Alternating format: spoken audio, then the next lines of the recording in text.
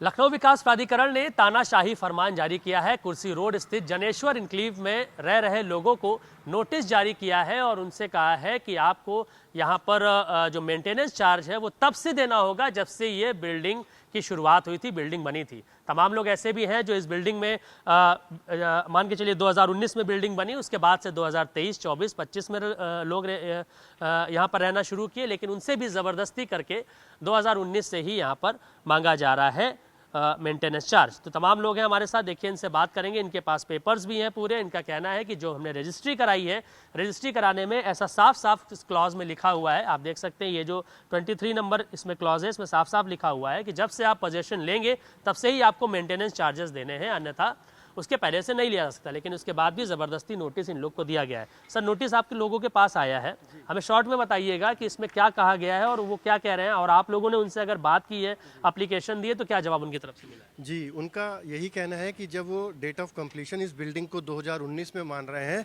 और वो तभी से हमारे मेंटेनेंस चार्जेस को अप्लाई करेंगे। लेकिन हमारा ये कहना है क्योंकि रजिस्ट्री के समय हम लोग ऑलरेडी 3 साल का मेंटेनेंस चार्जेस जमा कर चुके हैं और हम यहाँ 2023 में रहने आए हैं, तो हमारा जो कैलकुलेशन होना चाहिए वो 2023 में ऑलरेडी 3 साल का दे चुके हैं, तो हमारा 2026 से शुरू होना चाहिए। लेकिन उनका कहना है कि नहीं, 2019 से होगा और 2022 तक वो आपका 3 साल वाला एडजस्ट हो गया। तो जब हम 23 में रहने आए हैं तो उससे पहले का अनुरक्षण शुल्क हम कैसे दे सकते हैं? मैम, इस पूरी सोसाइटी में लगभग कितने फ्लैट्स हैं, कितने लोग रह रहे हैं, कितने खाली हैं? सर 525 फ्लैट हैं, अभी तक 500 से ज्यादा की ऑक्यूपेंसी हो चुकी है। 510 ऑलमोस्ट भर चुके हैं फ्लैट। मैम, कितने लोग हैं जो जिनको लगता है कि ये गलत नोटिस दिया गया है, वो उतने टाइम से रह भी नहीं रहे, तो हम क्यों दें मेंटेनेंस चार्ज? सर बहुत सारे लोग हैं, आधे से ज्यादा लोग हैं जो 2025 या 2024 में आए, तो सर वो 2019 से क्यों देंगे? कोई भी है, बहुत सारे लोग हैं, ऑलमोस्ट 50 से ज्यादा ही % में है। और क्या कहा गया है सर एलडीए की तरफ से? क्या कोई कैंप वैम्प लगा के पैसा जबरदस्ती वसूली का काम करेंगे? ये एलडीए का कैंप का ये पत्र है जो कि मैं दिखा रहा हूँ आपको।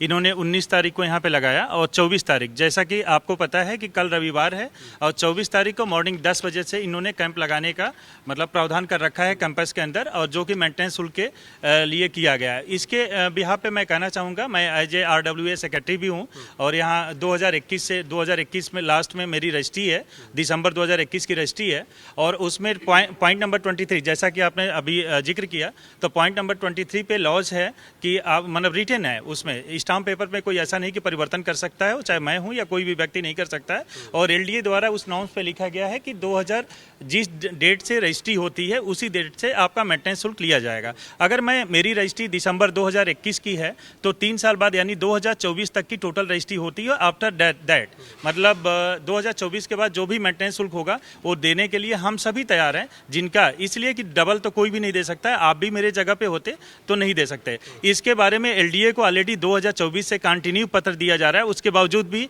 जो इसके पहले भी अक्षय त्रिपाठी जी वीसी थे, उसके बाद इंद्रमणि जी हुए, अभी प्रथमेश जी आए हुए हैं, और तीनों वीसी का बस गोलमोल जवाब है, जैसा कि मतलब आपको पता है। सर, एक और सोपान इनक्लेव में भी ऐसा मामला सामने आया, कोर्ट में गए वो लोग, कोर्ट ने पूछा भी है एलडीए से कि कैसे आप ले सकते हो, तो आप लोगों का भी आगे का कोई तैयारी है कोर्ट जाने का? कल तो हम लोग अमर उजाला भी गए थे, एनबीटी गए थे, हिंदुस्तान भी गए थे।